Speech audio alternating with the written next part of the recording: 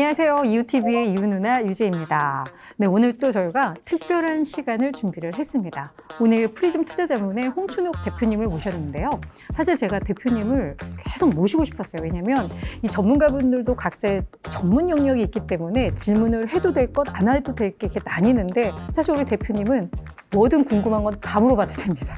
그래서 제가 오늘 너무 기대가 돼서 개인적으로 궁금한 내용들도 많이 질문에 담을 예정입니다. 여러분 기대를 해주세요. 안녕하세요.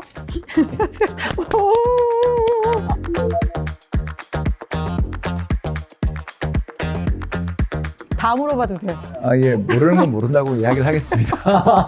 왜냐하면 대표님은 확실히 많은 영역에 대해서 고민하시고 공부를 하시니까 궁금한 것들에 대해서 답변을 정말 잘 주시더라고요. 그래서 오늘 저도 기대를 하면서 오늘 열심히 배워보도록 하겠습니다. 대표님, 연준 이야기를 좀 했으면 좋겠습니다. 얼마 전에 12월 FOMC 회의가 끝났는데 다들 이제 연준의 색채가 약간 비둘기파로 변했다라고들 분석을 하는데 저도 성명서나 기자회견 내용들을 좀 보면서 확실히 내년 경제에 대한 고민이 좀 담긴 것 같다라는 생각이 좀 들었거든요. 정말 이 연준의 방향성이 실제로 비둘기파로 바뀌었다고 보시는지, 그리고 내년 그렇다면 미국 경제는 어떻다고 보시는지. 시장에서 판단하는 것보다 저는 좀 비둘기파는 아닐 것이다. 함께 발표된 경제 성장률 전망치랑 근원 인플레 전망치를 보면 근원 인플레 전망치가 하향 조정된 건 되게 좋은 일인데 2% 초반으로 내려왔죠.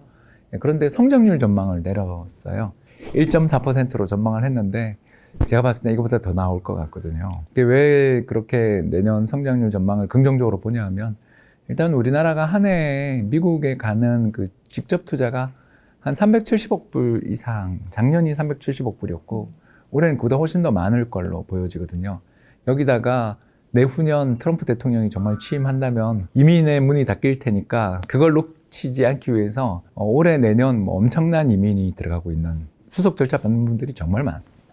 왜 그러냐면 지난 2년간 코로나 팬데믹 때문에 이민을 못 간 데다가 정권 교체했던 효과까지 있어서 어마어마한 이민이 지금 들어가고 있는 중이에요. 그래서 이 두 가지 효과가 경제 전체에서 놓고 본다면 굉장히 강력한 경기 부양 효과를 일으키고 특히 어느 쪽에 경기 부양 효과를 일으키냐 하면 선벨트 지역, 그러니까 텍사스, 애리조나부터 플로리다까지 이어지는 미국의 남부에 노조가 없는, 그리고 태양광 발전 덕분에 에너지가 되게 저렴한 지역으로 어마어마한 이민과 또는 어마어마한 기업들의 투자가 들어가고 있는 중인데 이게 일거에 중단될 만한 어떤 리스크 있는 외부 충격이 있겠는가? 한번 시작되면 쉽게 중단되기 어렵잖아요.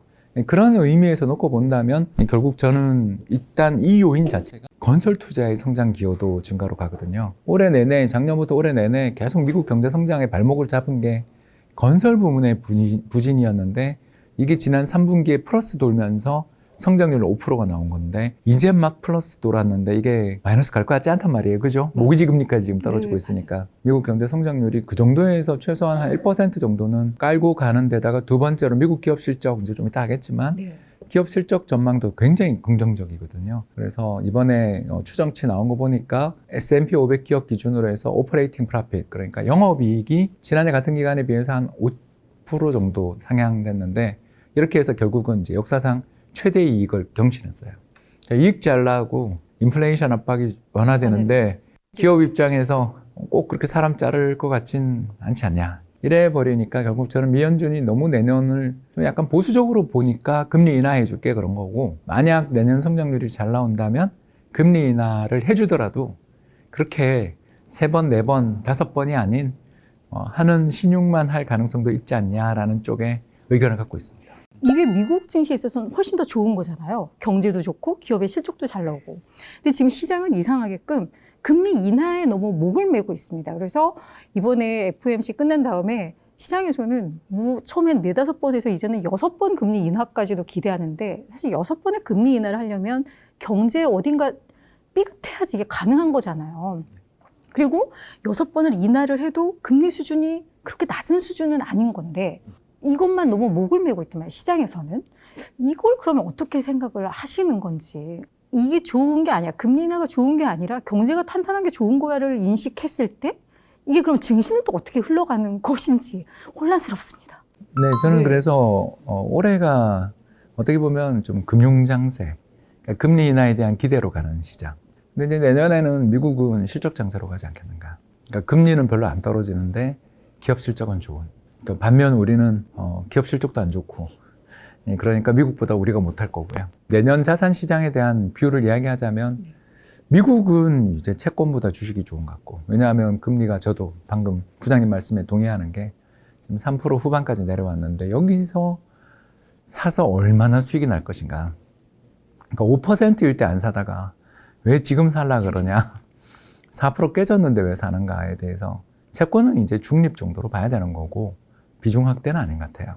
네, 그리고 주식을 비중 확대고 그 주식에서도 경기가 이렇게 금리를 크게 안 내렸는데도 잘 좋았다가 금리가 고점에서 1%포인트 내리면 제일 좋은 데가 어디냐면 중소기업들이잖아요. 러셀 2000 같은 중소형주가 미국 시장에서 앞으로 한 6개월 정도는 가장 좀 매력 있는 섹터 스타일이 아닌가. 이제 반대로 이제 한국이 문제인데 한국은 미국 경기 좋을 때 분명히 우리도 좋은데 우리나라 수출의 또 나머지 절반은 이머징인데 이머징 쪽인 중국이 지금 너무 지표가 안 좋으니까 미국 경기 좋아지는 것에 직접적 수혜가 예상되거나 또는 그 간접적 혜택을 볼 수 있는 산업들은 뭐 여전히 괜찮겠지만 우리나라 전체 산업이 다 좋아지고 옛날처럼 경기 민감주들이 다 올라가는 그런 시장이라고 말하기는 어려운.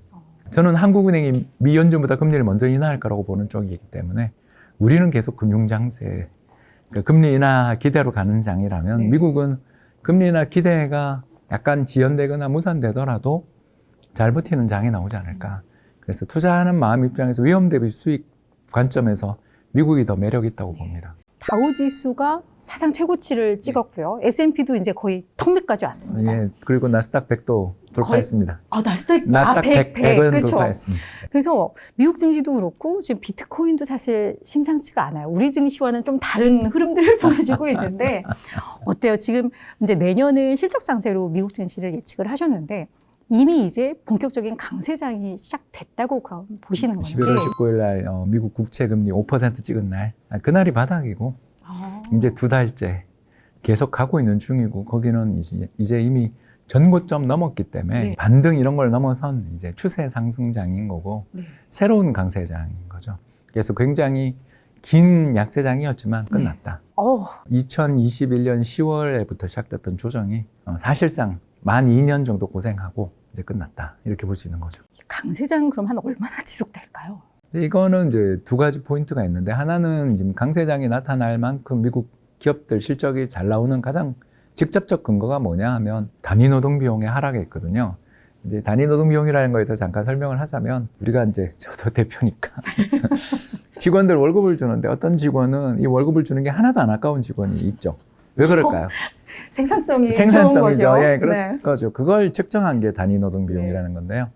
그래서 이 단위 노동 비용이 내려가는 시기, 그 내려가는 방법은 임금을 깎거나, 근데 그건 거의 불가능하니까. 그렇지 않습니까? 남아있는 방법은 결국 생산성을 더 많이 향상시킴으로써 단위 노동 비용이 떨어지게 되면 기업 입장에서 두 가지 선택지가 생기거든요. 첫 번째 선택지는 뭐냐 하면 가격을 인하해서 경쟁 기업을 공격하는 거고요. 다른 하나는 가격 인하를 하지 않더라도 마진을 극대화하는 전략. 그러니까 전형적으로 앞에는 삼성전자고 뒤에는 애플이죠. 딱 그런 전략들이 보이지 않습니까? 단위 노동 비용이 지금 아주 가파르게 떨어지고 있거든요. 그래서 특히 3분기부터 굉장히 가파른 속도로 지금 떨어지고 있는 중이기 때문에 지금 11월 달 미국의 그 임금 상승률 통계도 보면 오르긴 오르지만 전년 같은 기간에 비해서 뭐 4%밖에 안 된단 말이에요. 인플레이션 대비 실질 임금은 1%밖에 못 오르는데 경제 성장률은 잘 나오면 생산성은 향상되기 마련이니까 이 둘을 조합하면 아마 4분기에도 단위 노동 비용은 마이너스 나는 것 같거든요. 그럼 기업 실적이 좋아질 수밖에 없고 두 번째로 기업 실적을 좌우하는 또 다른 요인은 바로 이자 비용이잖아요.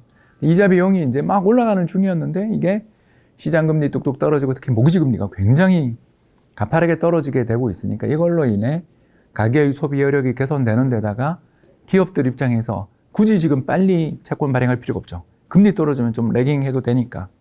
그러니까 잠깐 뭐 주주에 대한 보상은 줄지 모르지만 회사채 발행 안 하는 걸로 기업들의 실적이 개선될 여지가 있기 때문에 이런 모든 면을 놓고 본다면 미국 기업들이 다시 금리가 급등하거나 아니면 경기가 과열돼서 임금이 급등하는 그런 두 가지 상황이 출현할 때 미국의 실적 장세가 끝날 텐데 그건 적어도 현재 우리가 보는 타임 시계에서는 6개월 정도를 우리가 맥스를 본다면 이 6개월 안에는 아직 안 보인다. 되게 부러운 거죠. 네, 그래서 가장 못 오른 걸 사자라는 전략을 제가 제치한 거죠. 중소형주. 예, 그렇죠. 매그니피센트 세븐이야. 좋은 거 다 아니까 그건 뭐 투자 알아서 하시면 되는 거고요. 그렇지 않습니까? 그건 제가 이야기 안 해도 다, 네. 다 하실 거잖아요. 그런 기업들에 대해서도 콜하는 것도 중요하겠지만 저는 그거는 우리가 이제 말할 수 있는 영역을 넘어선 그렇지 않습니까? 네. 거의 스카이 캐슬이잖아요. 저기까지 올라가 봐야 저게 고평가인지 아닌지를 아는 건데 우리는 그걸 볼 능력이 없으니까 우리가 그걸 어떻게 알아요? 냉정하게 판단해야죠. 그러면 이런 때는 길목을 잘 지키는 것도 되게 좋은 전략이고 특히 연말 연초에 소형주 장세에 대한 어떤 혜택이 나올 만한 그런 시장 여건이기 때문에 미국은 소형주 같은 경우에 좀 괜찮다 이렇게 보고 있는 거죠. 사실 궁금했던 게 매그니피센트 그 세븐 종목들 전망은 어떤지 그럼 이걸 대체할 건 뭔지를 여쭤보고 싶었는데 이미 이제 답을 주신 거예요. 중소형주가 오히려 낫다. 그럼 중소형주 중에서도 혹시 뭐 우리 대표님께서 예의주시하고 계신 게 계세요? 중소형주가 중소형주인 데는 이유가 있는 게 종목이 되게 작다 해요.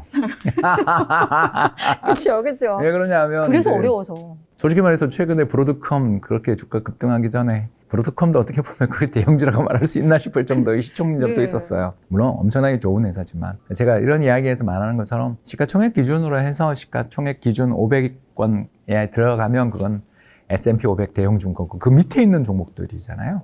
결국 이런 기업들의 이제 특성은 두 가지란 말이에요. 과거에 잘 나가던 기업들이 몰락했거나 아니면 새롭게 막 시작하는 신생 기업들이 거기 되게 많이 들어가 있는 거죠. 테크를 여전히 좋아하는 거죠. 거기에 들어가 있는 기업들 중에서 오래돼서 몰락한 기업들을 좋아하는 게 아니라 신생 기업들, 예, 그리고 자금 조달을 이제 막 해야 되는데 고금리 때문에 고생하던 기업들이 죽다 살아나는. 그래서 어떻게 보면 테크 쪽의 소형주를 좋아한다. 하나 더 섹터를 이야기하자면 바이오를 정말 좋아하고요. 오, 예, 우리나라 바이오 말고. 그러니까. 예, 미국 글로벌? 바이오는 GLP-1이 게임 체인저가 되는 것 같습니다. 그래서 이 게임 체인저가 되는 게 이번 사이언스지의 표지 모델이 GLP-1이었는데요. 네이처는 챗GPT였고요. 네. 그래서 양대 세계적인 그 과학 잡지 일면을 양분한 테마라고 할 수 있습니다. 그래서 AI는 뭐 아까 이야기했으니까. 근데 GLP-1은 결국은 이제 대장 호르몬에 기여를 하고 있는, 그러니까 우리가 되게 대장에 있는 미생물에 대해서도 관심이 지금 엄청나게 높아졌고, 또는 이게 심지어 치매에까지 영향을 미친다라는 거에 대한 유력한 가설들이 계속 나올 정도로 중요했는데 이게 호르몬 전달 물질들인 중에 하나인 GLP-1이 이제 다이어트뿐만 아니라 각종 중독 치료에 특효라는 사실이 밝혀지고 있습니다. 그래서 지금 최근에 가장 미국 시장에서 약한 업종이 어디냐면 청량음료, 외식, 맞아요. 담배, 그리고 주류 관련된 업종들이 굉장히 약합니다. 그러니까 이게 몸무게를 20kg가 아니고 20% 이상 비율입니다. 이게 정말 무서운 거고요. 20% 이상 1년 동안 몸무게를 빼주는 것과 함께 각종 그 사람이 인이 박혀 있던 것들 있잖아요. 중독을 완화시켜주는 역할을 하는, 이렇게 되면 이제 단순히 고도 비만자들에 대한 어떤 게임 체인저가 아닌 전체 의료보험 재정이나 이런 쪽에서 보면 신속한 시기 내에 이건 급여로 들어갈, 그러니까 의료보험의 적용 대상이 될 가능성이 굉장히 높은 그런 물질이라는 것을 알 수 있고요. 물론 이제 최근에 실패한 경우도 있었습니다. 화이자 같은 경우는 이번에 먹는 GLP-1을 했다가 그 메스꺼움 때문에 실패하면서 주가가 폭락하기도 했지만 제가 뭐 한두 종목으로 사라는 게 아니라 바이오 관련 ETF들 같은 식으로 투자를 하는 것도 충분히 좋은 선택지가 아닐까 생각합니다. 왜냐하면 사실 뭐 노브노디스크나 일라이릴리나 이런 애들은 이미 많이 올라서 이게 갈 수 있을까 했는데 게임 체인저 같다라는 느낌. 그쵸. 예, 그리고 네이처에서는 이번에 또 크리스피의 그 유전자 편집에 대해서 또 이번에 부각을 했잖아요. 그래서 어느 쪽에서 혁신이 나오는지 모르지만 지나고 보면 우리가 항생제 개발 이후에 어마어마한 인간의 기대 수명이 늘었던 세계 2차 대전 이후의 직후의 시대들처럼 지금 어쩌면 우리는 헬스케어 혁명이 눈앞에 온 그런 시대일 가능성도 굉장히 높은, 물론 이제 좀 더 지나면 스타링크의 시대였다라고 이야기할 수도 있지만 그건 우리가 아직은 모르니까. 그러니까 저도 정말 그쪽을 굉장히 유망하게 봅니다만 우리가 그것까지는 아직 모르니까 이제 신생 기술이고 아직은 재산성 문제가 있는데 이에 비해 이 물질들은 검증이 이루어지고 테스트가 대단히 다양한 방면으로 이루어지고 있다는 측면에서 이런 쪽에 관련되어 있는 쪽에서 어디가 지금 터질지를 모르는 부글부글 끓고 있는 산업이에요. 그럴 때는 시장 전체를 사는 게 좋지 않냐, 이런 생각입니다. 종목을 모를 때는 관련 ETF를 담으면 최소 평균은 넘는다.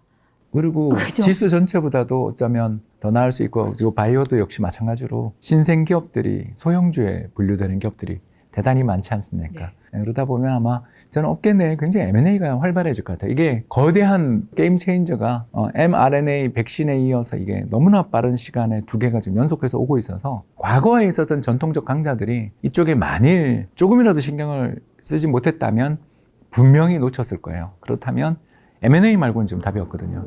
그래서 거대한 메가머저의 가능성도 있다라는 걸 좀 높여보는 거죠. 근데 내년 이제 가장 큰 미국에 있어서의 불확실성은 대선입니다.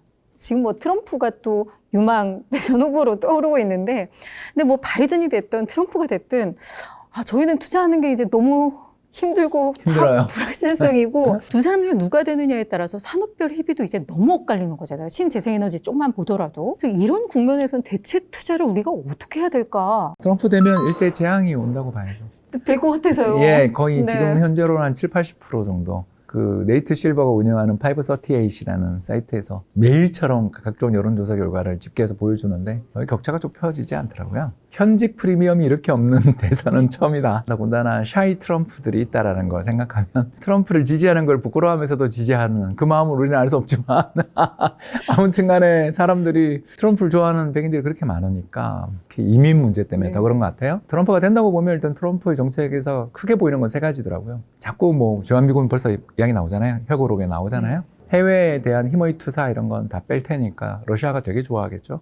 우크라이나 전쟁이 심지어 내년 대선까지 가는 거 아닌가라는 걱정이 들 정도죠. 왜냐하면 러시아 입장에서는 나의 친구 트럼프? 뭐 설마 지금도 트럼프 대통령이 러시아에 대해서 친러시아 정책을 쓰지는 않을 거라고 생각하는데 일단 러시아는 착각할 수 있는 거잖아요. 대외 개입들을 안 하는 방향으로 가면 우크라이나 전쟁에서 러시아가 다시 승기를 잡을지도 모르는 거니까 그런 쪽에 국지적인 여러 분쟁에 아무튼 미국이 전혀 개입하지 않는다면 굉장히 지정학적으로 어려운 세상이 올 거고 특히 그게 대만 이슈에서 참 클 거라는 걸 우리가 다 느낄 거고 결국 그쪽 군수 관련돼서는 각자 도생의 시대니까 또 미국산 무기 많이 사라는 식으로 아마 가격 올려서 팔겠죠.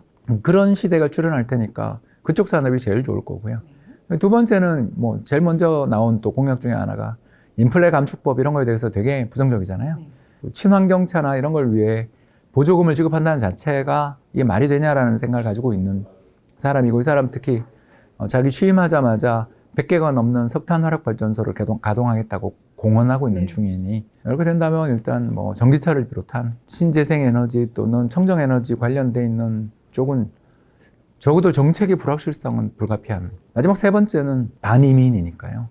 지금 미국 경제가 좋은 이유를 지난 시간에 제가 300만 명이 넘는 어마어마한 이민이 들어오고 있다고 제가 이야기했는데 네. 그 이민 이제 일거에 중단되면 어떻게 보면 2021년 2년부터 시작됐던 인플레이션의 상당한 원인이 또 이민을 중단시킨 거였었는데 왜냐하면 노동력이 희소해지니까 이런 것들이 다 다시 또 나올 수 있죠. 금융시장 참가자들 입장에서 본다면 일단 현재 우리가 누리고 있는 또는 누릴 거라고 기대되는 골디락스 저금리 안정 성장 기조는 일단 트럼프 되면 물 건너갈 가능성도 상당히 높죠. 어떤 식의 시장 파급력을 가질지는 그건 겪어봐야 아는 거니까. 왜냐하면 트럼프 때도 2016년 주가 폭락했지만 17년은 좋았잖아요. 네.